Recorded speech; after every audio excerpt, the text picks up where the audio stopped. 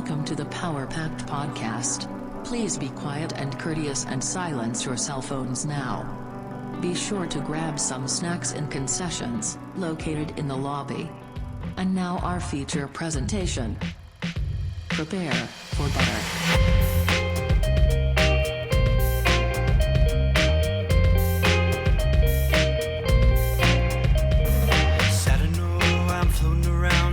Time, wondering if maybe I'm losing my mind.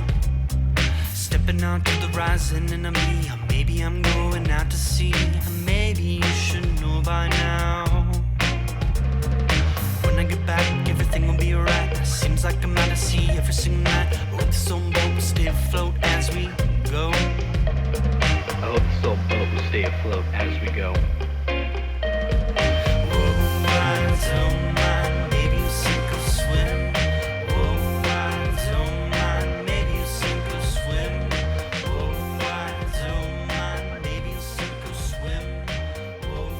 Good morning, and I hope you're having a good November 26th, which is Black Friday.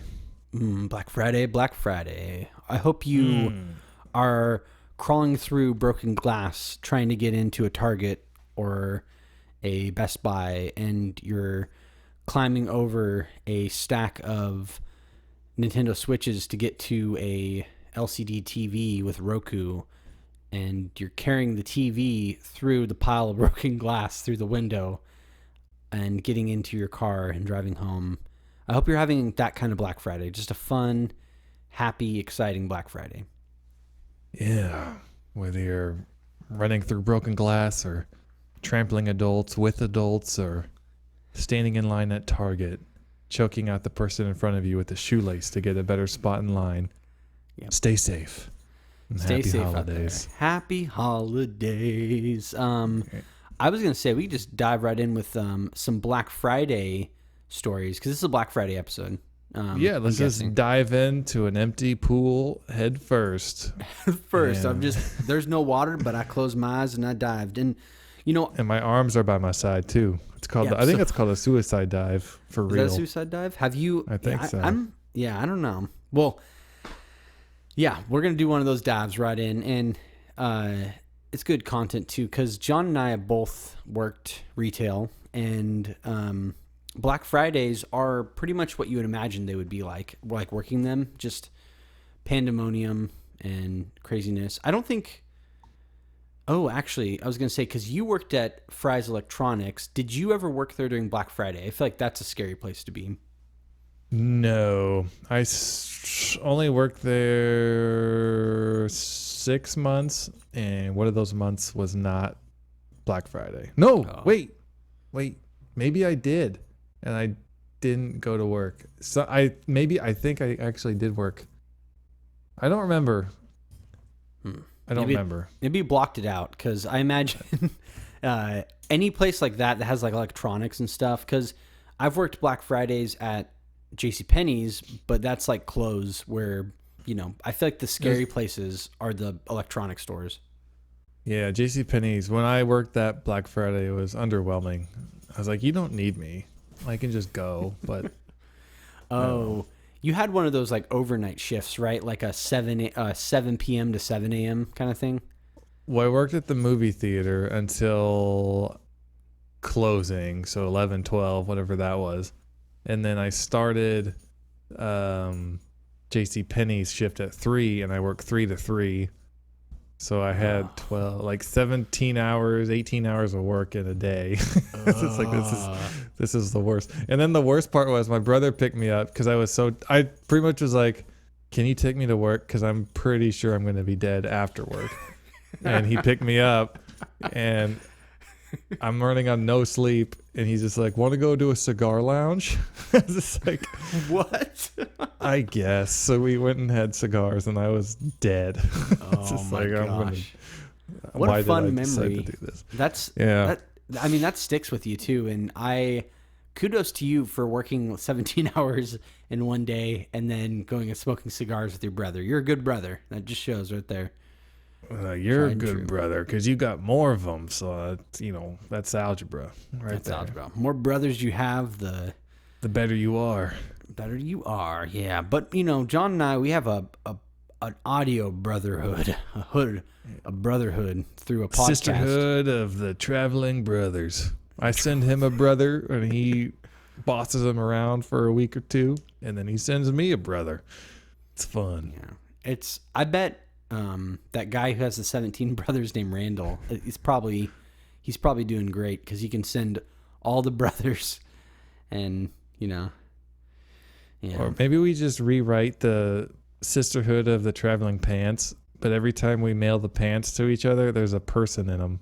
And you have to, like, they're kind of the proxy. They're your representative for the time being. I like that. See, that needs to be reworked. So when they do the reboot, maybe like, I don't know, they always do like a remake or whatever. We'll do the JJ Fresh production, and like you said, it'll be somebody named Randall in the pants, and they're like, hey, I was told to come here. I had a one-way ticket, and I was told I could sleep on your couch and eat your food. Okay, I'm having a weird, what do you call it? Like, not like you're remembering something, but you don't know if it's real or not. I don't know what that is. Like a dream. Kind of dream state, I guess. Okay. There was like a movie or something, I think, if this is real, and I'm not imagining it, where these kids had to save their dad or something before he like was a pair of pants. Oh, yeah, that's Do you know what I'm talking about? That's Onward. That's that Pixar movie. Onward. That was it. Okay. I was like, it was so forgettable, but I was remembering the pants part, and I was like, what is this? Okay, yes. It's coming back to me now. So, yeah. I agree wholeheartedly. I guess it's not Pixar, it's Disney. And that movie, like I said, I forget about it all the time, as many people did. And the only reason I remember it is because it was the last movie I saw, like very, very last movie I saw in theaters before the pandemic started. It was like, I think February of 2020. And so, I feel like I saw it around then too. Yeah, it's fun. Wow. Yeah, it's fun. And then, and a month later, speaking of a month later, or more like 2 years later, well, maybe a year later. So, so a year after, like in springtime, can you believe that there is a second season of Tiger King? I think that they just got their hands, they put on their little gloves or whatever, and they just got a little bucket and a stool.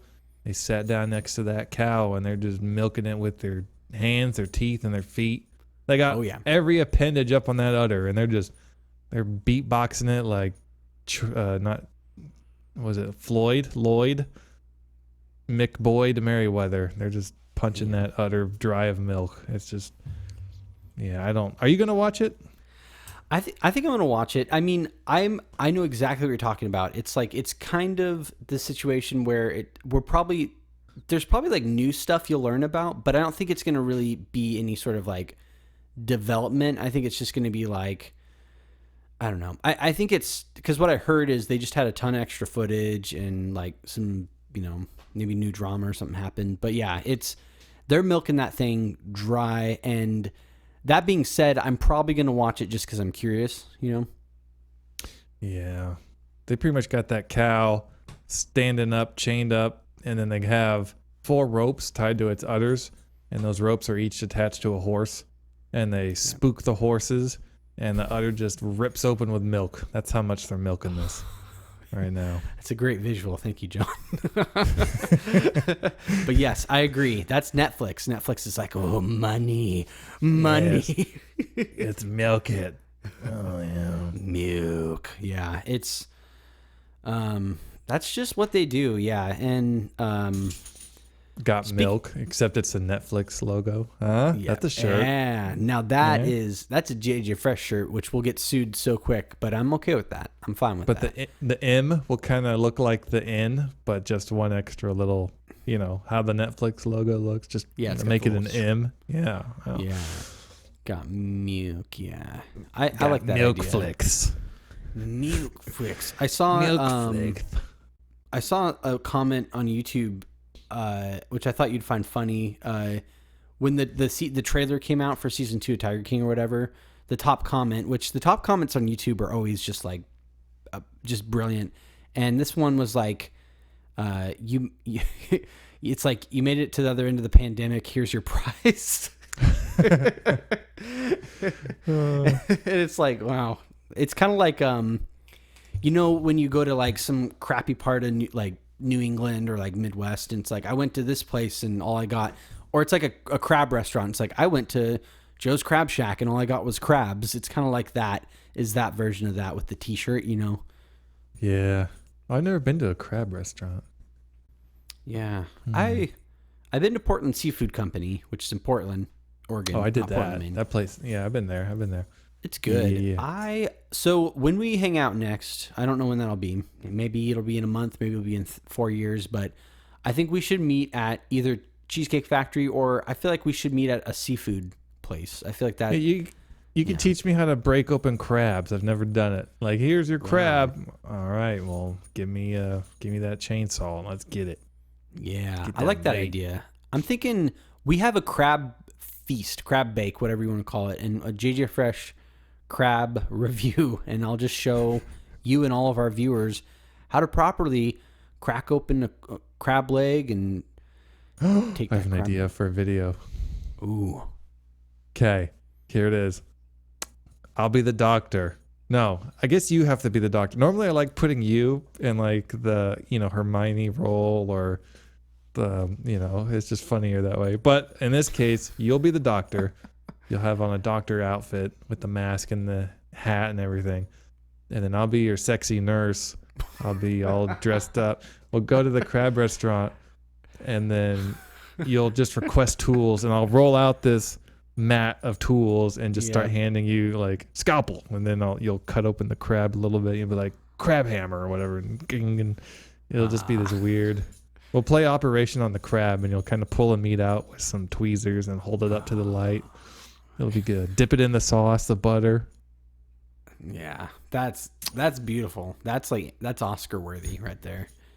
I think so. I like that idea, and it's just the visuals, as always, are just brilliant there. And imagining a family, going there to just enjoy their birthday dinner or something like that, and then two freaks walk in dressed as a doctor and a sexy nurse, and they start doing all this stuff. And yeah, that sounds like it needs to happen. So we need to find a seafood restaurant in Buffalo, Wyoming, more importantly, because that's where we're going to meet up.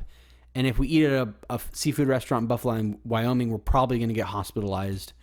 So, do they have crab at Long John Silver's? I hope not. I hope not. God, is there one of those in Buffalo? I don't know. Dude, Long John Silver's is just abomination. That place should not exist. I'm sorry. I have strong opinions. Long John Silver's, Wyoming. Michigan. No, wait. Wyoming. Why is it showing Wyoming, Michigan? They're two different places. Store locator, Long John. We are the Power Pack Podcast, a podcast featuring two dudes and one classy seafood restaurant in Wyoming. Yeah, Long John Silver's. Long John Silver's. Sorry, I'll rewind back. Podcast, two dudes, one friendship. John and I have power-packed friendship that is like a crab. It's got a hard shell, but a soft, succulent interior. And that's like the Power-Packed Podcast. And yeah, I was going to say, so Long John's, I got to get this right, so I'm not just bashing the wrong restaurant. Long John Silver's is the fast food chain, right? That's usually like, chained to like a Pizza Hut or like a Taco Bell or something in the middle of nowhere. It has like the fish on it, it's like a fast food seafood thing. There's not one in Buffalo, but there is one in Gillette, Wyoming. Huh. Let me look up Buffalo. I don't know. Let me do some investigating. Map. Google. Why is my caps on? Google Maps. Not caps. We don't want caps. Directions.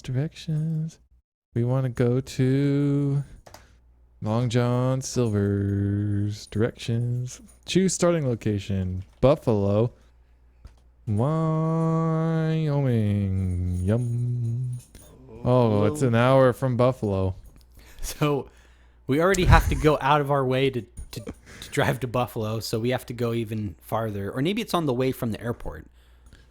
Well, if I drive to Buffalo and you'll drive to Buffalo, it's closer to me than it is to you because it's an hour east. Okay, so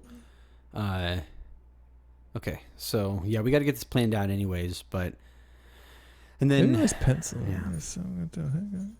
Yeah, we do need to get planned out. So maybe we could hire a party planner and get this event going because I don't want to plan it. yeah, it's a lot of stuff going on there, and so I guess I'm thinking more about this. So what do we do when we actually get to Buffalo? Like, are we gonna do a live podcast there? Are we gonna because I know we're gonna go eat at Long John Silver's in Gillette, Wyoming, so that's given. But then when we get to Buffalo, it's like we're at the sacred ground. But what do we do? What do we do now?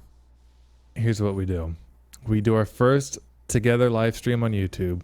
We don't say a single word. We just have a counter at the bottom of the screen. And you see how many fish sticks you can fit in your mouth before you have to spit them all out. And then the camera goes to me and I do the same thing. And then once we have a winner, we close the stream and we post it. Perfect. That's movie magic. That's brilliant, and I like that.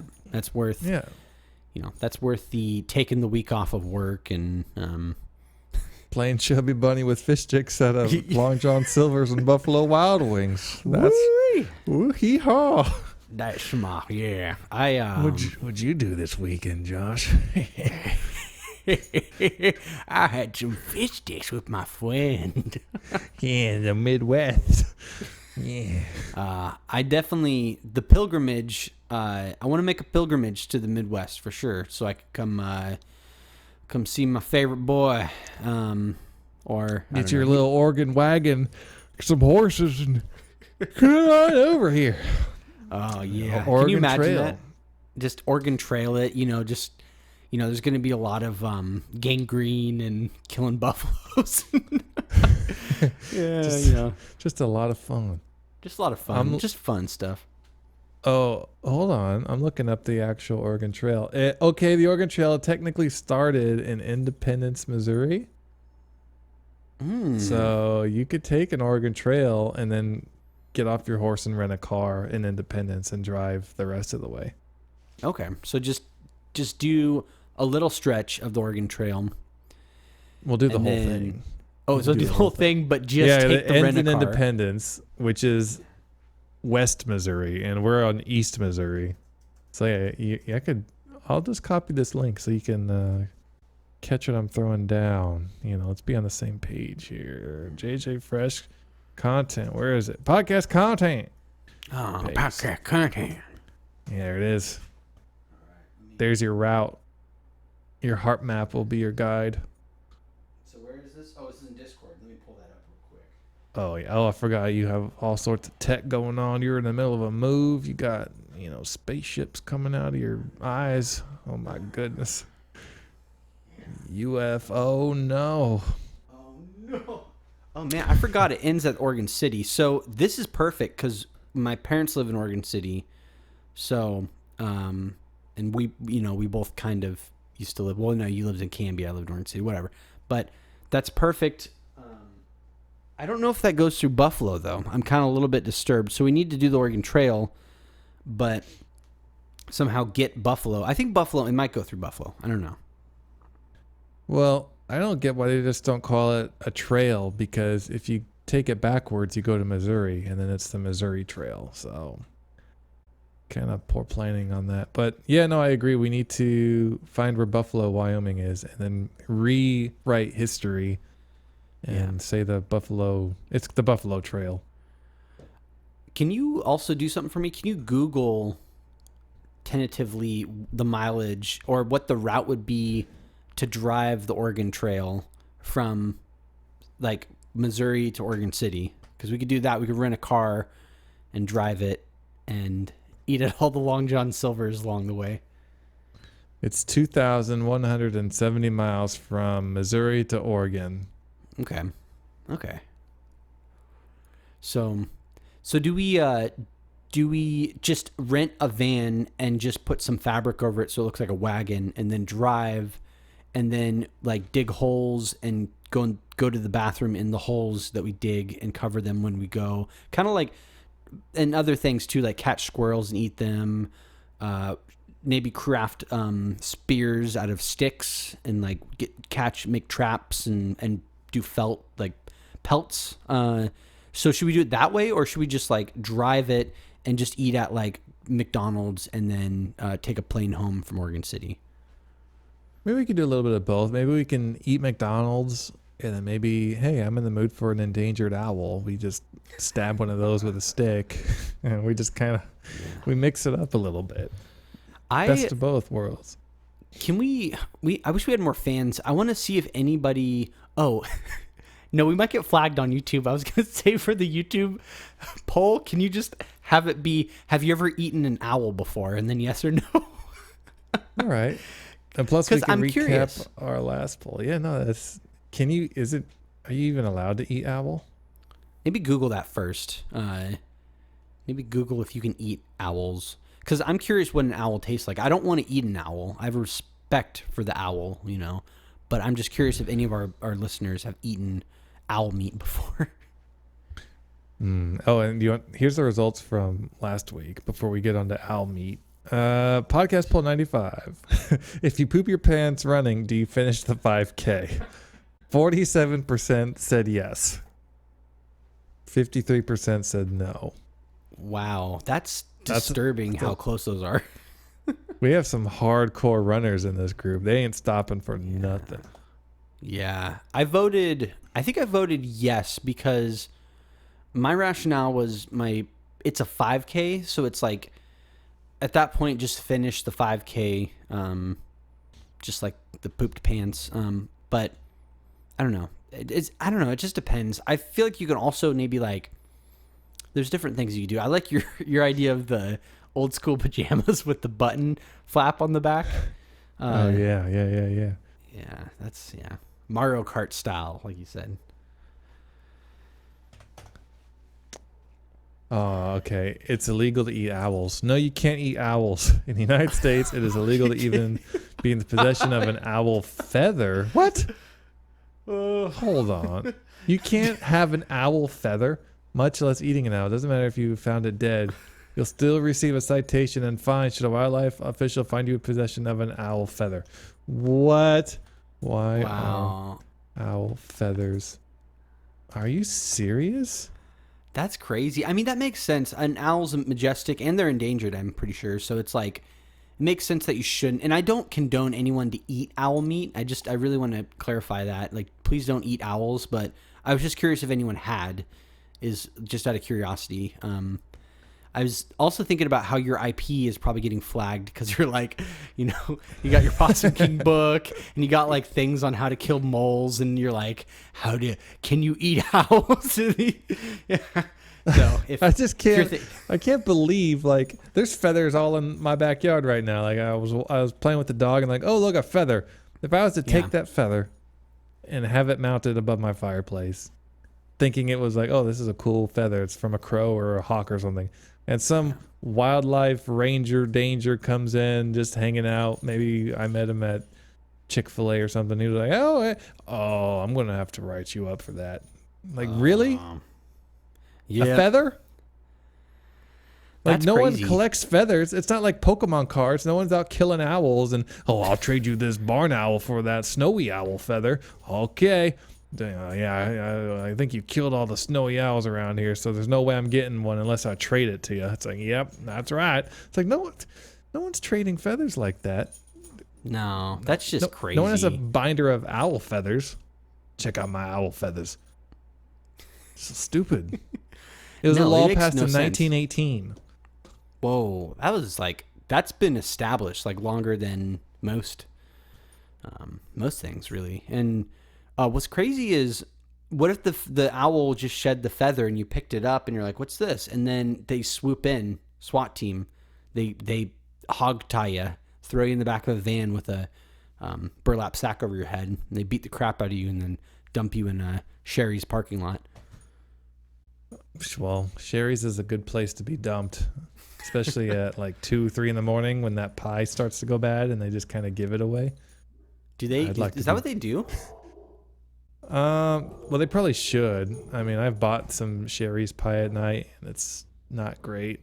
It should have been free. Yeah. And So you're... yeah. Oh, go ahead. Oh, sorry. I just can't believe that. I'm still stuck up on this feather wall. Like, I can't believe it. The feather thing is pretty like crazy. Because also, what if you're just like into buying those like certain kind of hats that have like the feather in them, and then you buy like a cool, like, I don't know, maybe like a suede hat that has like an owl feather, and you don't know, and then you're wearing it to like a party or something, and someone happens to work is off-duty ranger, and they're like, "Whoa, dude, what are you doing with that owl feather?" So He's gonna cut your head off with a machete and take what's rightfully nature's and put it back into the environment. He's gonna just throw it off a cliff or something and let the wind take it. That's the natural next step. Yeah, is just a beheading in a public place, and then throwing it off a cliff somewhere near you. Yeah, that makes sense. Wow, this episode is like almost done already, which is crazy. Because it seems like it just started, but you have a lot of fun when you talk about, recreating the Oregon Trail and like owl poaching and. By the way, I don't condone poaching. Owl It's poaching. freaking. Yeah, it's true. Like, if the owl's dead, if you find it, you can't even.